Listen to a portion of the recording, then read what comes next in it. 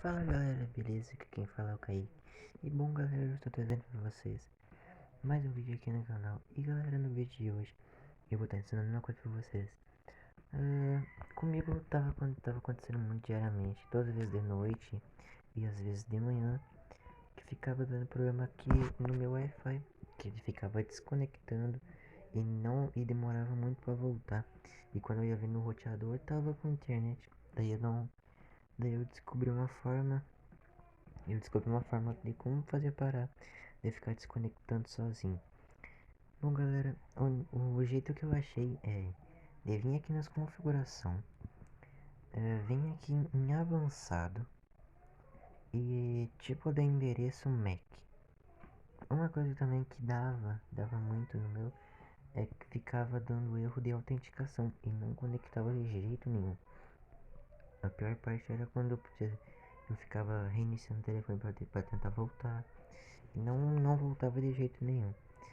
Mas bom galera, o jeito que eu encontrei, pesquisei muito no YouTube também, espero que nenhum youtuber que ensinou isso fique irritado com o vídeo que eu tô fazendo, que pode parecer muito, que é muito igual ao que todos fizeram. Eu peço desculpa, mas eu encontrei um jeito e assisti bastante vídeo também, e foi essa única forma que eu achei de fazer voltar e parar de desconectar e ficar dando erro de autenticação.